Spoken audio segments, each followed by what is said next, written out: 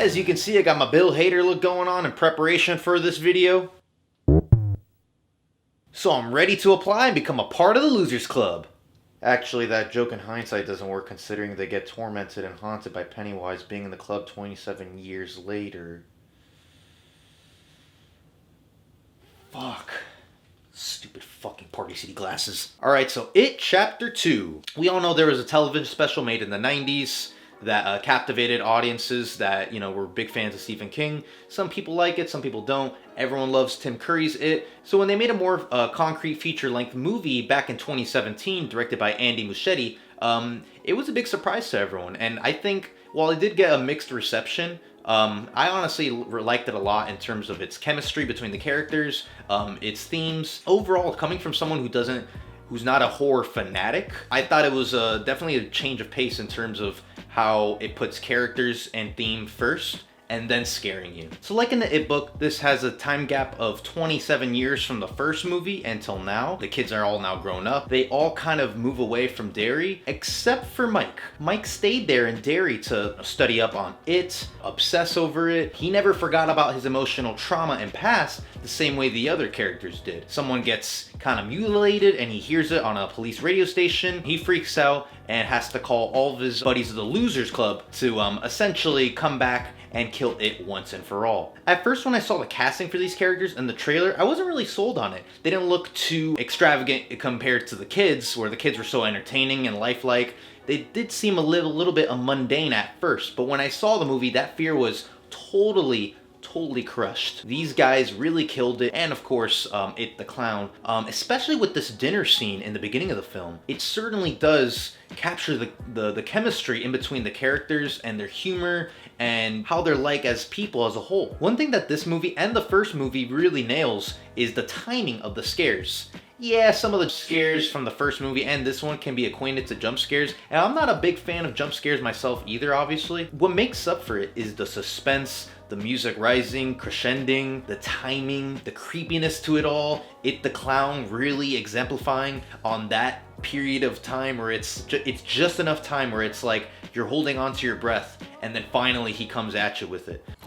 To clarify, the jump scares are not so short where they feel cheap and unwarranted, and it's not so long where it feels unnecessarily annoying for no clear cinematic motive. The baseball scene in particular does a good job of showcasing an effective way to scare the audience, and it's a scare that feels earned.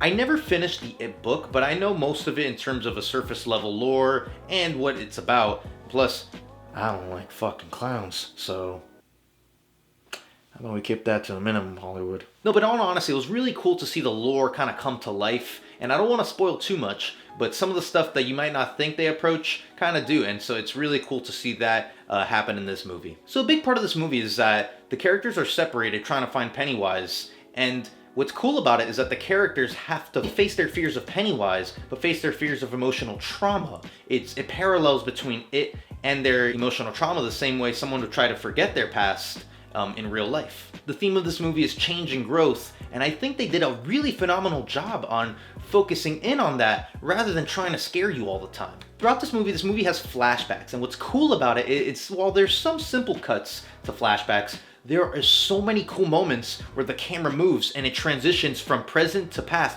without even telling you or without being obvious about it. There's this one scene near the beginning where they find the old clubhouse that they made as kids, and it's really cool to see because not only do you see them reflect on it and have a look of nostalgia and reflection, but it's cool to see that and then transition so fluently to them as kids. And seeing them as kids is throughout the movie as well. It was really cool to see. I thought they were gonna, because the trailer doesn't harken on the fact that we see them as kids a lot. So when we saw them as kids in the movie throughout, I thought it was really fascinating because it felt like, not that so much those deleted scenes, they were very purposeful and it was very integral to the story of them, growing and for them trying to, forget about their past or relive it in ways that they didn't want to. Not only is it entertaining to see, the kids reprise their roles, and, interact with each other again in comparison to them as adults. But they parallel to how they feel as adult versions of themselves, as well as gives more context to the scenes,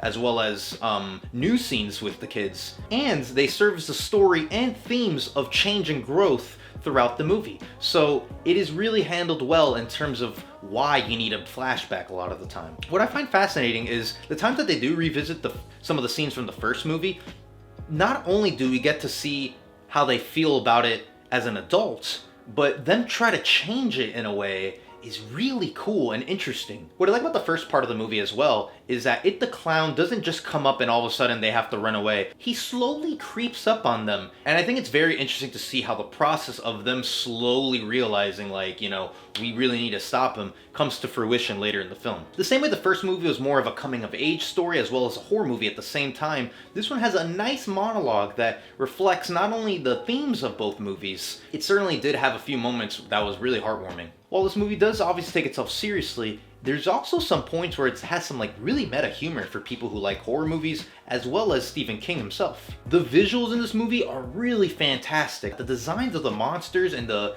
creepiness to it themselves are really fascinating. I'd love to see the concept art for this movie as well. While the designs of the monsters are intriguing on their own merit, and the moment or two that uses a mixture of practical and CGI was great to watch, the problem this movie has is that a lot of the CGI does tend to look more on the artificial side, similar problem to what the first movie had.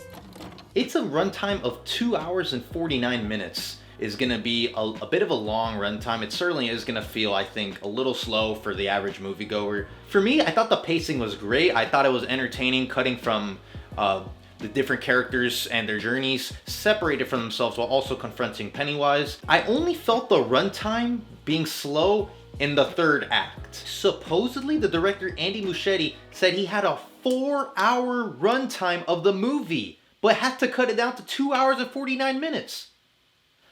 4 hours! That's longer than Endgame. That's longer than The Godfather.